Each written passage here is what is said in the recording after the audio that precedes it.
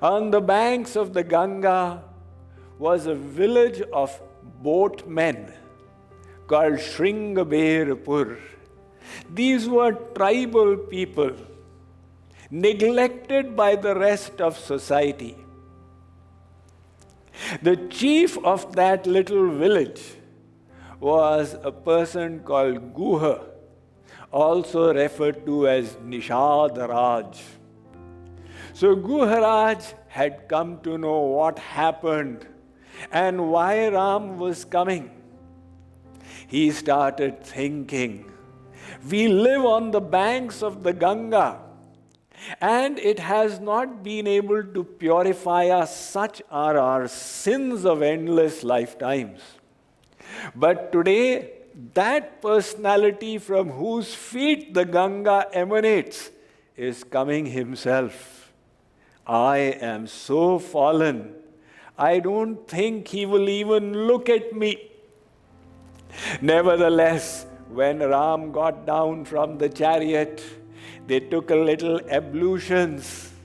Ram described the glories of the Ganga to Sita, Lakshman and Sumantra. And Guha Raj came. He offered fruits and berries, that was all they possessed in that poor village. He put them at the feet of Ram and fell on the ground, offering his respectful obeisance.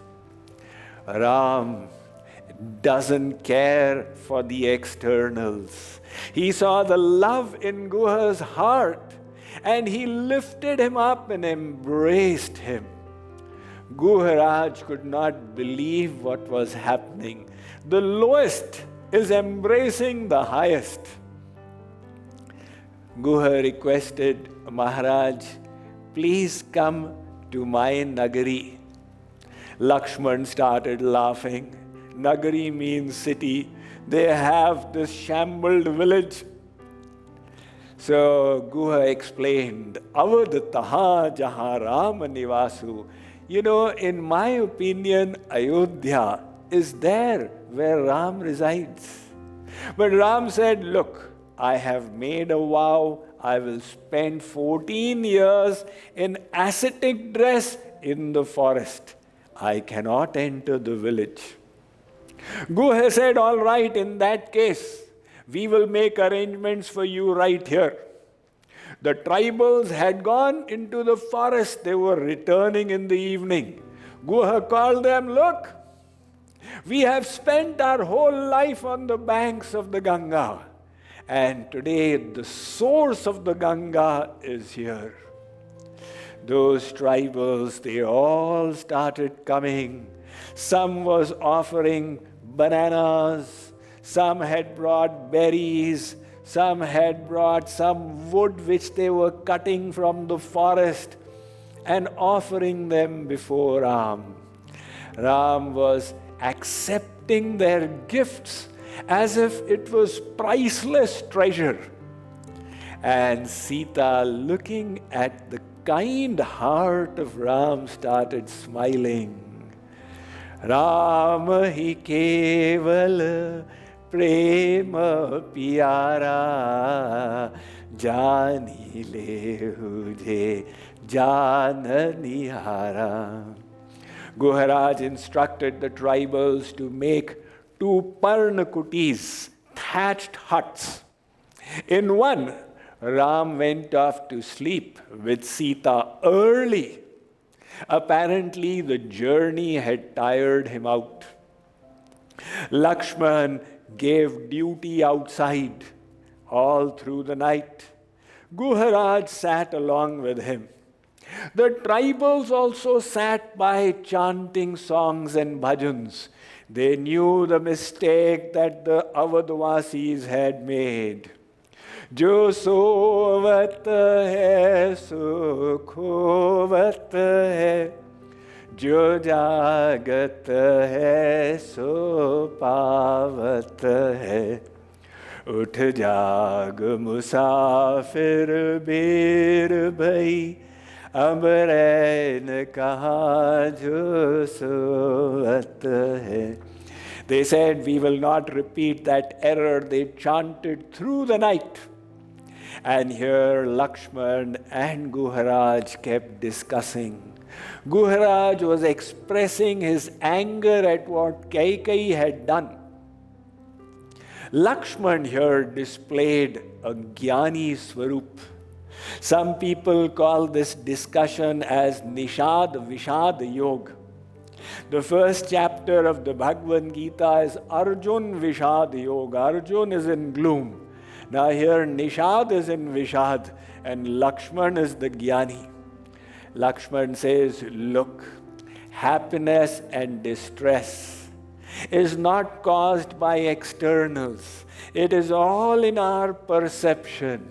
The external situation keeps changing like the needle of the clock. Kasyaikantam sukhamupagatam dukkhamekantatoga nichair gacchatyuparichadasha chakrane mikramena. In this way, sometimes favorable circumstances come, sometimes unfavorable. Ram is beyond all this. Sakha parama Paramaratha ehu manakrama vachana rama padanehu. Listen, my dear friend, the goal of life is to develop love at the feet of that Ram. Know him to be God himself, who has descended in this human form for the sake of his devotees, for the sake of the sages, the saints, the Brahmins and the cows. In the morning, Ram woke up. He did his morning ablutions. And then he asked Nishad, get me some kheer, the sap, the milk of the tree. It was arranged. He put it on his hair. He said, now in the forest, we must have the matted hair. The Lord, who is more beautiful than Cupid himself, has made his hair matted. And he asked Lakshman and Sita to do the same. Looking at them, Sumantra started crying. He started thinking, this was the hair that was combed by Kaushalya.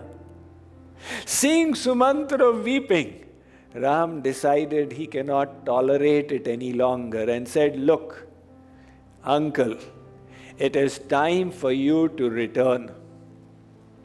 Sumantra said, how will I return? Nevertheless, let me tell you, before I left the palace, your father told me to take you around for 4 or 5 days and bring you back. So please sit down. Ram said, we have to follow the instruction he gave to us. Sumantra said, look, the instruction he gave to you was first. And that was countered by the instruction he gave to me. Just like a father tells the son, go and get the newspaper from the market. The son is getting ready.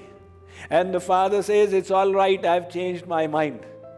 The son says, no, I will follow your first instruction.